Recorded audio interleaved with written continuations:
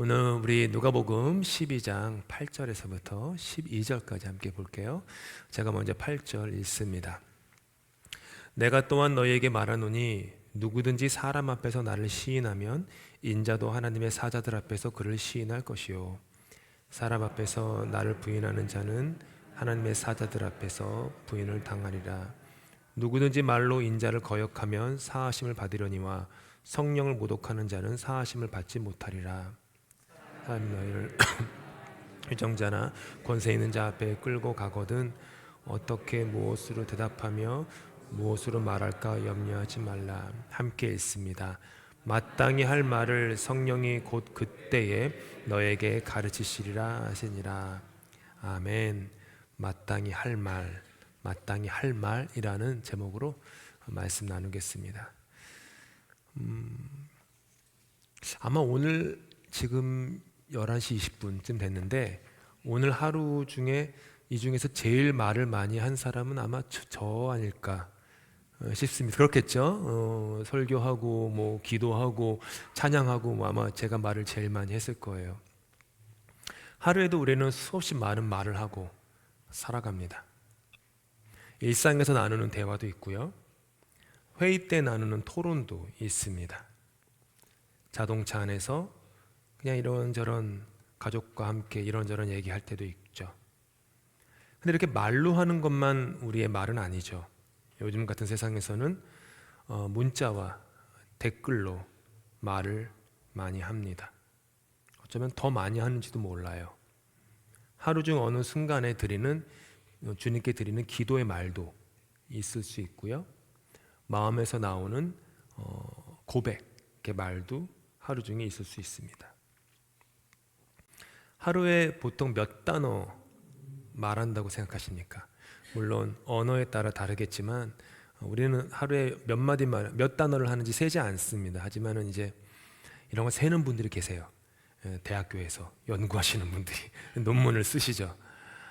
7천 단어에서 2만 단어 보통 하루에 말을 합니다. 7천 단어는 주로 남자의 경우고요. 2만 단어는 여자분들의 경우인데요. 제가 발견한 건 40이 넘어가면서부터 한 50 되면서부터는요. 그 차이가 무색해지도록 거의 남녀가 하는 말이 똑같아진다고 합니다. 그 남자분들이 말이 많아지나 봐요. 나이가 들면요. 경상도 분들은 제외겠지만요.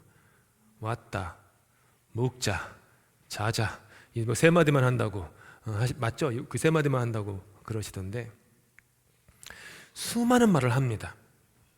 오늘도 수없이 많은 말을 할 거예요. 그런데 내가 오늘 하루 동안 하는 말 중에 마땅히 해야 할 말은 몇 마디였을까? 과연 마땅히 할 말은 몇 마디나 될까? 우리의 말은 때로는 너무 성급할 때가 있습니다. 때로는 너무 무거울 때가 있어요. 어떤 말은 꼭 해야 하는 줄 알았는데 돌아보고 나니까 상처만 남을 때도 있고요. 어떤 말은 하지 말아도 좋았는데 입 밖으로 흘러나와 후회를 남기기도 합니다. 이게 말뿐이 아니죠. 내가 이거를 이렇게 친 다음에 샌드를 누르지 말았어야 하는데 이 손가락이 누르는 바람에 한번 갔어요. 돌아오지 못하죠. 우리는 이처럼 말로 흥하기도 하고 말로 망하기도 합니다. 말로 사람을 살리기도 하고요. 말로 사람을 죽이기도 합니다. 가정에서도 마찬가지죠. 부부 사이가 어쩌면 대화가 제일 많으시잖아요. 부부 사이에 지난 몇십 년 동안 결혼 생활 하시면서 지금까지 부부 사이 했던 말 중에 내가 내 아내는 남편에게 과연 얼마나 그 사람을 살리는 말을 했는지 아니면은 죽이는 말을 했는지 빛 가운데 있는 말을 했는지 아니면은 어두운 말을 했는지 희망과 소망의 말을 했는지 낭만과 절망의 말을 했는지 한번 돌아볼 필요가 있는 것 같습니다. 또 자녀들에게 내가 해줬어야 되는데 하지 못한 말. 아빠는 네가 공부 좀 못하고 학교에서 실패해도 여전히 아빠 너 사랑해. 하나님은 너를 사랑해. 이런 말을 해줬어야 되는데 그 말 해주지 못하고, 또 하지 말았어야 될 말을, 옆집에 누구는 이러이러한데 너는 왜 이러냐 라든지, 너 때문에 엄마 아빠가 고생이다 라든지, 아니면은 좀 되게 친절한 말인데 너를 위해서 엄마 아빠가 이렇게 희생하는 거야. 그러면 좋은 말처럼 들리지만 애들한테는 그게 되게 상처가 되는 말이죠. 왜 엄마 아빠가 나를 위해서 희생한다고만 하지? 내가 엄마 아빠에게 짐인가? 이런 생각을 하면서 상처가 쌓이죠. 그런 말들이 수없이 많죠. 성경 안에도 말 때문에 넘어졌다가 말을 통해 회복된 사람이 있습니다. 가장 대표적인 사람이 베드로예요. 베드로는 예수님을 그 누구보다 사랑했던 사람이었습니다. 하지만 예수님을 향한 그의 사랑이 입 밖으로 나올 때 방향을 잃었어요. 계속 방향을 잃어요. 방향을 잃어버린 그의 말들 중에 가장 대표적인 말들이 이런 것들이죠. 주님, 결코 당신께 십자가는 일어나서는 안 됩니다 라는 말. 혹은 주님, 제가 죽을지언정 결코 주님을 부인하는 일은 없을 겁니다. 목에 칼이 들어와도 저는 주님을 부인하지 않습니다 라는 말. 그리고 예수님께서 붙잡히셨을 때 대제사장의 뜰 안에 피워진 모닥불가에서 말한 가장 가슴 아픈 말, 나는 저 사람을 모릅니다 했던 말. 이것이 어찌 베드로의 말이겠습니까? 저와 여러분 인생에 지금까지 수없이 많이 실패했던 말입니다. 제가 베드로고 여러분이 베드로입니다. 성급하게 내뱉고 때로는 지나치게 확신했고 두려움 속에 부인하고 거절했던 말들. 하지만 오늘 예수님께서 본문에서 말씀하세요. 그 말씀하실 때 베드로가 예수님 가장 곁에 계셨어요. 어떻게 보면은 베드로한테 하시는 말씀이에요. 12절에 함께 읽을까요? 시작. 마땅히 할 말을 성령이 곧 그때에 너에게 가르치시리라.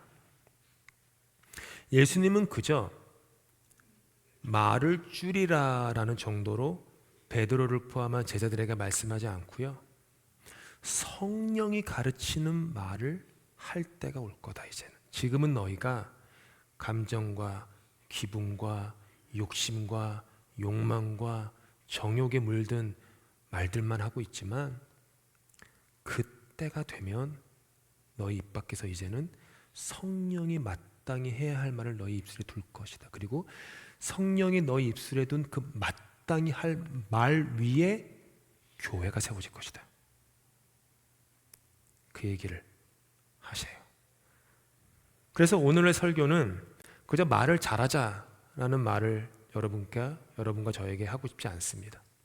함께 베드로의 삶을 따라가며 베드로가 어떻게 성령이 가르치시는 마땅히 할 말을 하는 사람으로 변화되어 갔는지, 그걸 함께 살펴보면서 우리의 삶을 대입해 보고 싶습니다.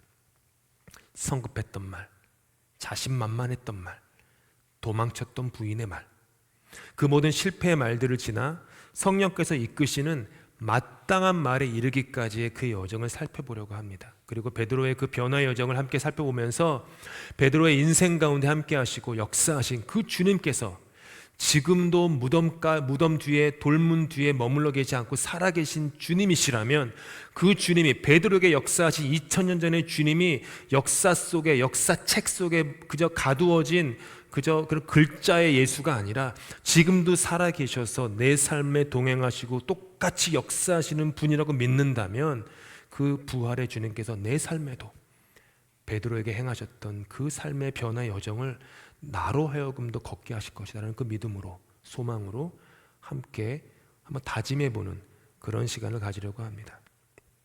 아까도 말씀드렸지만 오늘 예수님께서 하신 말씀을 가장 가까이서 들었던 사람이 베드로였습니다. 근데 베드로는 아직 이 말씀을, 지금 화면에 있는 저 말씀을 들을 때 성숙하지 못했어요. 성장하지 못했어요. 그래서 그는 성령이 가르치는 마땅히 할 말을 하는 삶을 살지 못하고 언제나 잘 아시다시피 그의 감정, 기분에 휩싸인 미성숙한 말을 했어요. 그러니까 어린아이 같은 말을 했던 거예요. 한국말에도 한국의 그 어린이라는 단어가 유치하다라는 뜻이잖아요. 어린이는 옛날에 유치하고 미성숙하다. 그래서 어리다. 그게 어린이가 된 거예요. 그러니까 어린아이 같은 사람이었어요.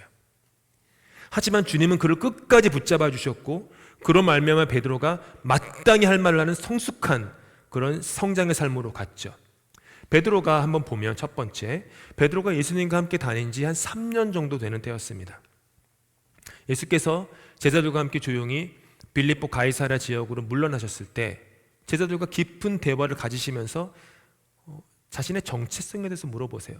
사람들이 나를 누구라 하느냐? 그러니까 제자들이 누구는 주님을 선생님을 세례 요한이라고 하고 누구는 엘리야라 하고 누구는 선지자라고 합니다. 이렇게 막 얘기를 해요. 그러니까 예수님께서 좋다. 사람들이 이렇게 얘기하는 건 좋은데 그러면 너는 나를 향한 너의 고백은 뭐냐? 이렇게 물어보세요.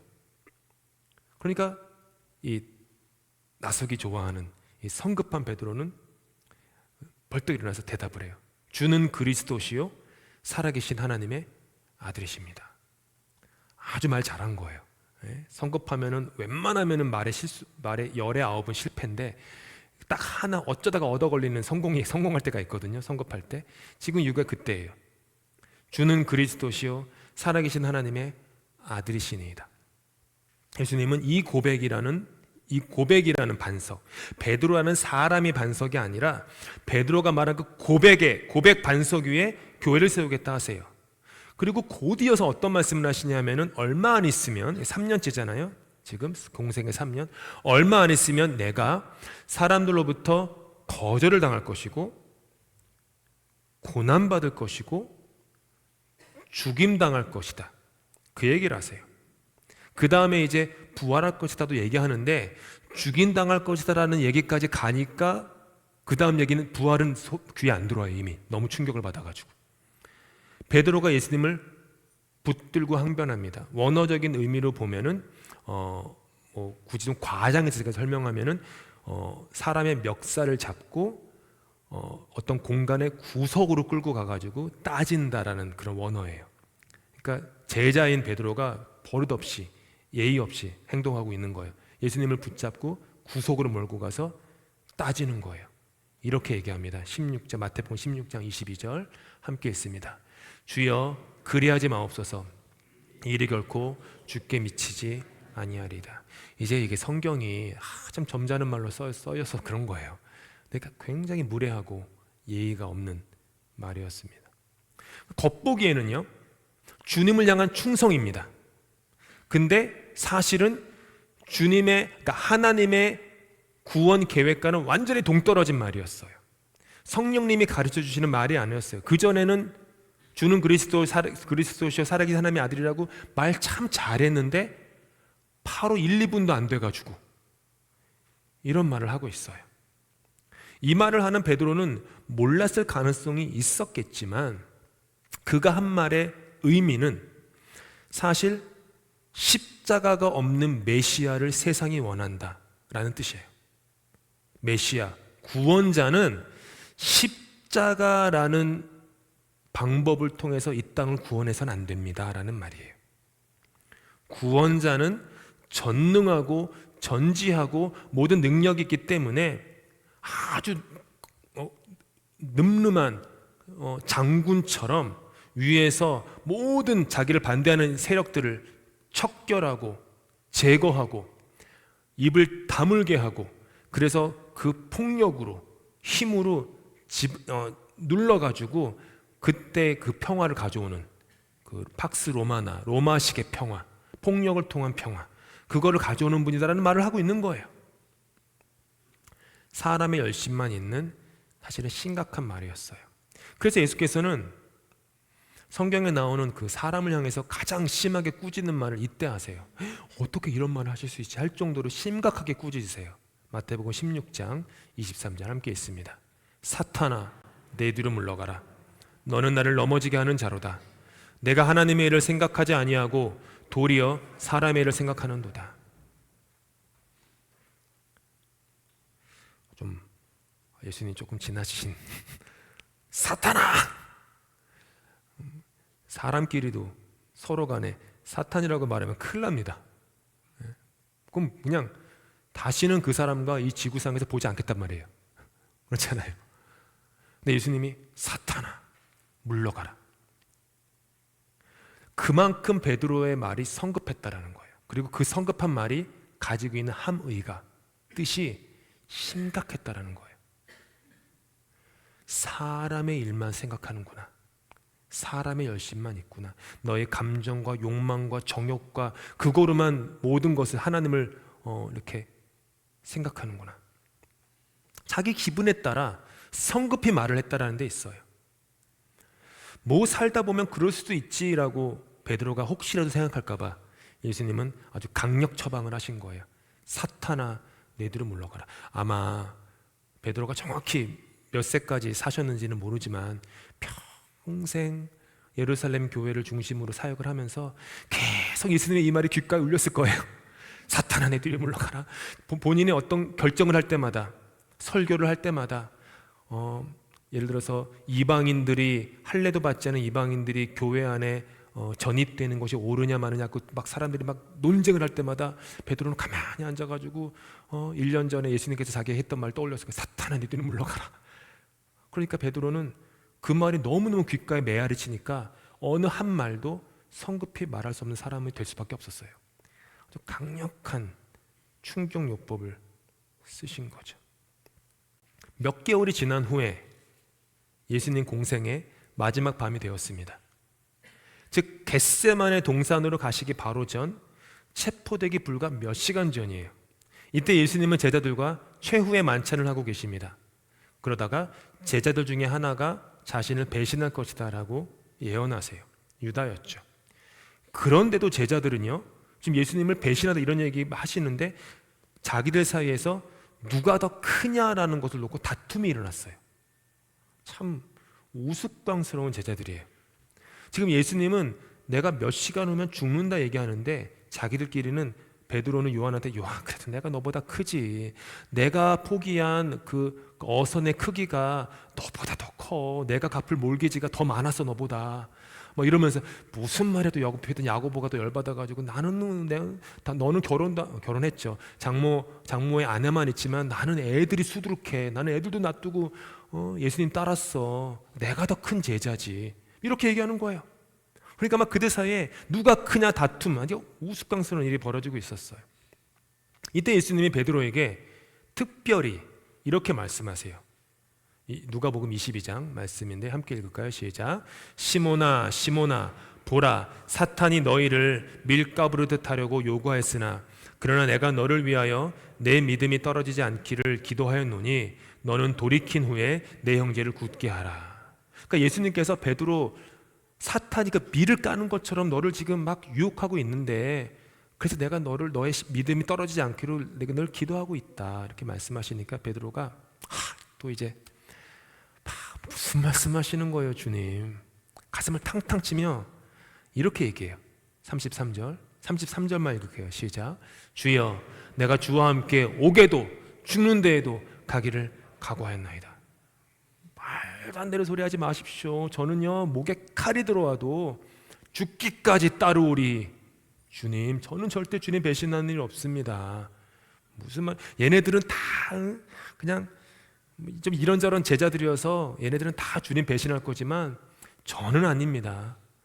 뭐예요? 지나친 자기 확신, 지나친 자기 믿음 빠져 있는 거예요. 불과 몇 시간도 안 돼서 저 말이 거짓말이 될 건데 그것도 모르고 한 치 앞도 모르고 얘기를 하는 거예요. 예수님은 아시잖아요. 지금 저 말이 얼마나 거짓말이 될지. 그래서 34절에 이렇게 얘기하세요. 함께 읽을게요.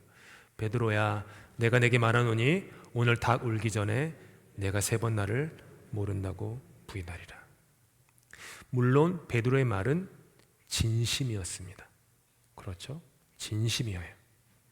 근데 진심인데 자기를 몰랐던 진심이에요. 나의 연약함과 나의 부족함.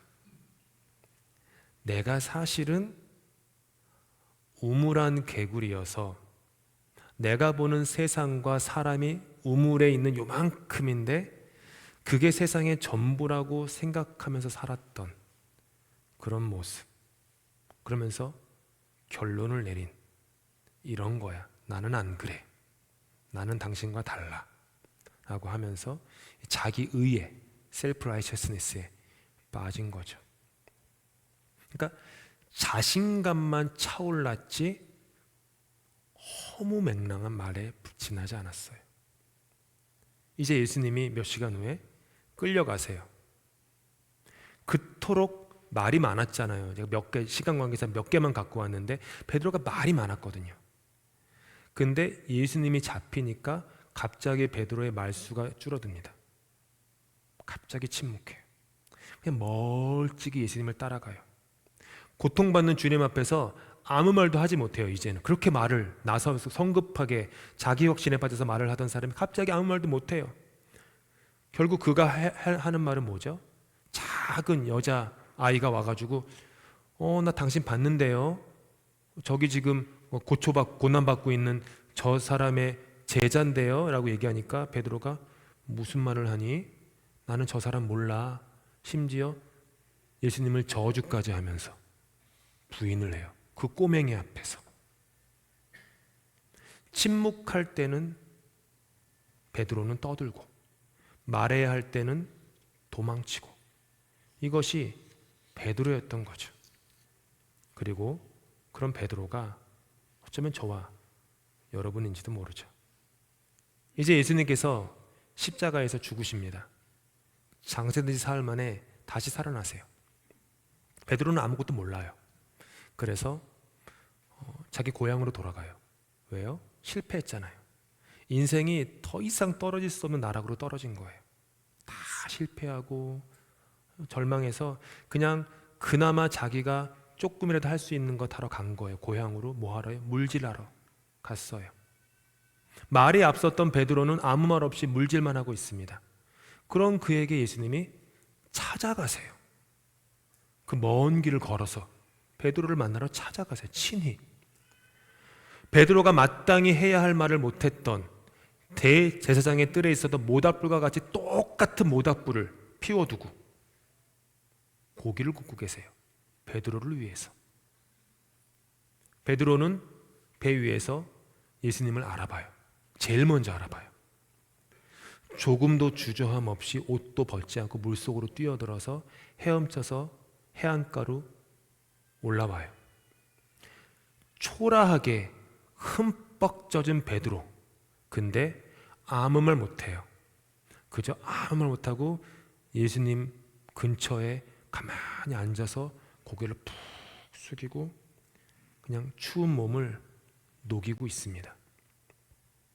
한참의 침묵이 흐릅니다. 예수님이 먼저 입을 여세요. 잘 하시는 말씀. 네가 나를 사랑하느냐? 딱 이 한마디. 네가 나를 사랑하느냐? 저 같으면 베드로 보고 왜 그랬어요? 이럴 것 같아요. 배신 안 한다고 했잖아요. 죽기까지 나 따르겠다고 했잖아요. 왜 그랬어요? 근데 예수님은 그냥 사랑하느냐만 물어보세요. 네가 나를 사랑하느냐? 그러니까 예수님의 모든 관심은 배신과 실패 이게 아니에요. 너의 안에 나를 향한 사랑이 있느냐? 우리도 누군가와 대화할 때 이 사람을 향한 사랑이 있느냐 없느냐 그것만 물어보면 돼요. 내 안에 이 사람을, 내 아내이건 배우자건, 아내가 배우자죠 참 전부 뭐가 있고 다 사랑이 있느냐 없느냐 그것만 보면 돼요. 없으면 닫아야죠. 네가 나를 사랑하느냐? 예전에 베드로라면 그 질문에 탁탁탁 치면서 아이고 그럼요 예수님이 사랑하죠 뭐 말이라고 해요 이렇게 얘기할 텐데 해놓은 게 있잖아요. 그렇게 얘기를 못해요. 그래서 뭐라고 대답합니까? 제가 주님을 사랑하는 줄 주께서 아십니다. 이 말에 담긴 베드로의 이 겸손이라면 겸손, 너무나도 송구한 마음이면 송구한 마음, 이 마음을 좀 느끼실 수 있으면 좋겠어요. 제가 주님을 사랑하는 줄 주께서 아시죠. 여기에는 성급함도 없고 지나친 자기 확신도 없습니다. 주님이 아시죠. 내가 압니다라고 말하던 사람이 당신이 아시죠. 이렇게 얘기해요. 얼마나 변화된 겁니까? 완전히 변화된 거예요. 제가 뭐 설교문에 넣지는 않았는데 이제 이걸 헬라어 원어로 읽으시면요, 달라요. 내가 나를 사랑하느냐 예수님이 몇 번 물으시죠? 3번 물으세요. 내가 주님을 사랑하는 줄 아십니다. 베드로가 몇 번 대답하죠? 3번 대답해요. 근데 참 신기한 게 헬라어 원문 요한복음에 보면 예수님께서 처음 2번 질문은 네가 나를 사랑하느냐라고 물어볼 때 그 사랑이라는 단어를요, 베드로 네가 나를 아가페의 사랑으로 사랑하니라고 물어보세요. 아가페의 사랑은 자식을 향한 부모의 사랑이에요. 그러니까 자기 희생, 무조건적인 사랑. 그러니까 예수님은 베드로한테 베드로 네가 나를 무조건적으로 사랑해? 라고 2번 물어보세요. 근데 2번 다 베드로는 뭐라고 답하냐면은 제가 주님을 사랑하는 줄 아십니다 할 때 그 사랑이 아가페가 아니라 우정으로 답해요. 주님, 제가 주님을 우정의 수준으로 사랑하는 줄 아시잖아요. 2번 답해요.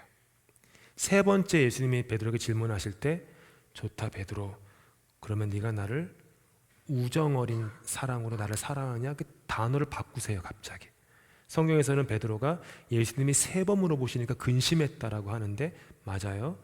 또한 예수님이 갑자기 동사를 바꾸셨어요. 좋아. 네가 나를 지금은 아가페 사랑으로 사랑 못하는구나. 그럼 네가 나를 우정, 친구의 사랑으로 사랑하니? 베드로가 마음이 찢어지는 거예요. 아시죠, 주님? 제가 지금은 그 수준입니다. 제가 지금은 딱 이만큼 주님께 드릴 수 있는 사랑이 이것밖에 안 됩니다. 옛날에는 제가 주님께 온 세상을 드릴 수 있습니다 얘기했는데 지금 베드로는 뭐라고 그래요? 제가 주님께 드릴 수 있는 사랑은 이것밖에 없습니다. 주님 아시잖아요. 저 실패한 거 이것밖에 없어요. 예수님이 베드로의 그 말을 기뻐하세요. 안다. 지금 네가 나에게 줄 수 있는 수준의 사랑은 딱 그 정도인가 안다. 네가 알았으니 참 다행이다. 예전에 네가 몰랐다. 아니까 다행이다. 기뻐하세요. 그리고 그러니 내 양을 먹여라. 내 양을 먹이다 보면 너의 사랑, 나를 향한 너의 사랑이 커질 거야. 그러면서 요한복음 마지막에 그 유명한 예언이 나와요. 내가 젊어서는 하고 싶은 대로 다녔다. 하고 싶은 말 하면서 막 하면서 다녔는데 늙어서는 띠를 띄우고 사람들이 너를 원치 않는 곳으로 끌고 갈 것이다. 그러면서 베드로의 죽음을 예언하세요. 아시다시피 베드로는 지금은 친구의 사랑밖에 줄 수 없었지만 그의 인생의 마지막에서 로마에서 그는 십자가에 달려 죽습니다. 십자가에 달려 죽을 때 전승에 따르면 내가 어떻게 사랑하는 내 주님처럼 똑바로 서서 십자가에 달려 죽을 수 있습니까? 하고 거꾸로 매달려서 죽었다라고 해요. 우정 어린 사랑밖에 줄 수 없었던 베드로였지만 죽음의 자리에 갔을 때 결국 그는 주님께 뭘 드린 거예요? 아가페의 사랑을 드릴 수 있는 사람으로 변한 거예요. 주님은 그걸 다 아셨죠. 다 아셨어요. 아무튼 그 전에 50일이 지나요. 위에 화면에 있는 말씀하신 후에 한데 두려워서 도망쳤던 베드로가 산헤드린 법정에 섭니다. 이때 베드로의 모습을 성경은 이렇게 얘기해요. 사도행전 4장 8절 함께 있습니다. 그때 베드로가 성령이 충만하여 그들에게 말하였다. 처음 기록이에요. 베드로가 한 말에 성령님이 관여했다라는 말이 처음 나오는 기록이에요. 이때부터 베드로가 성령이 마땅히 해야 할 말을 가르쳐서 성령이 마땅히 해야 할 말만 하는 사람으로 변화되었다라는 거예요. 더 이상 자기 말이 아닌 성령이 주시는 마땅한 말만 하고 있는 겁니다. 그리고 하나님께서는요, 이런 베드로를 통해 성령이 가르치시는 마땅히 할 말만 하는 그 고백 위에 교회를 세우십니다. 저와 여러분이 베드로입니다. 베드로가 섰던 산헤드림 법정 같은 자리에 우리 역시 서게 될 것입니다. 그리고 하나님의 법정에서 어떻게 들리실지 모르지만 저와 여러분이 평생에 걸쳐 했던 말은 심판을 받을 것입니다. 예수 믿는 사람에게도 심판은 있습니다. 그것은 우리를 벌하시기 위한 심판이 아니라 내가 살았던 삶, 내가 했던 말들, 주님으로부터 선물로 받았던 내 삶 전체에 대한 책임을 묻는 자리예요. 네가 인생을 어떻게 이렇게 살았구나. 저는 경험 못 해봤지만 죽기 전 마지막에 지나온 삶이 파노라마처럼 흘러간다고 하시더라고요. 그래서 짧은 파노라마처럼 막 흘러간대요. 그러니까 주님의 법정 앞에 서서 우리의 삶이 파노라마처럼 쫙 흘러가겠죠. 내가 했던 말들, 해선 안 됐는데 했던 말들, 해야 했는데 하지 못했던 말들, 행동들, 마음들, 이런 모든 것들이 그 법정에 서신 주님 앞에 심판을 받게 되겠죠. 그분의 법정 앞에 우리가 섰을 때 우리의 말들은, 우리의 삶들은 그분 안에 기억될 것입니다. 그러니 사랑하는 성도 여러분, 주님이 오늘도 저와 여러분에게 묻고 계십니다. 내가 나를 사랑하느냐? 사랑하느냐? 그 질문에 담긴 것은 저와 여러분을 향한 주님의 초대입니다. 네가 나를 사랑한다면 성령이 가르치는 마땅히 할 말이 뭘까요? 사람을 살리는 말, 사람을 일으키는 말만 하여라 라는 거겠죠. 말을 통해 넘어졌던 베드로가 말을 통해 교회를 세운 것처럼 하나님께서는 우리의 입술을 통해 가정을 회복시키십니다. 우리의 입술을 통해 자녀를 다시 세우실 것입니다. 우리의 입술을 통해 지친 이웃을 위로하게 하실 것입니다. 우리의 입술을 통해 교회를 성령의 아름다운 말로만 가득 채우게 하실 것입니다. 하나님이 아십니다 라고 누군가에게 말해주는 성령의 말, 예수님께서 제 삶을 바꾸셨어요 라고 하는 아름다운 성령의 말, 하나님은 당신을 사랑하세요, 당신은 무엇을 했건 사랑하시고 용서하세요 라고 하는 아름다운 성령의 말, 함께 기도할게요 라고 하는 아름다운 성령의 말, 또 때로는 내가 잘못했어요, 용서해 주세요 라고 하는 아름다운 성령의 말, 그런 성령의 말이 우리 삶에 더 가득 채워질 때 주님은 우리 안에 당신의 아름다운 성전을 세워나가실 것입니다. 그러니 사랑하는 성도 여러분, 구원자 되시는 예수님의 사랑 안에서 성령의 말을 하실 수 있기를 바랍니다. 성령께서 주시는 말로 누군가의 마음을 살리고 내 삶을 다시 세우는 은혜의 입술이 되기를 늘 기도합시다.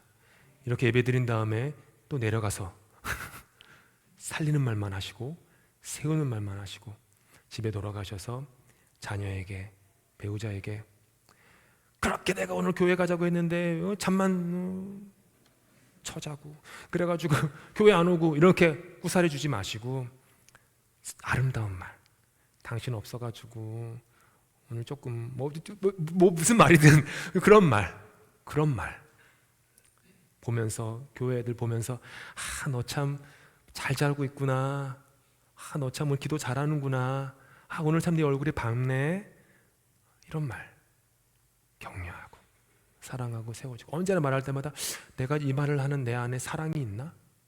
꼭 돌아보면서 그런 말만, 그렇게 성령이 하를 마땅히 해야 할 말만 할 수 있는 우리 모두가 될 수 있기를 예수님으로 축복합니다. 함께 기도하겠습니다. 한때 두려워서 도망쳤던 그 산헤드림 법정에 베드로가 다시 섰습니다. 그리고 베드로는 성령이 충만하여 말을 하였습니다.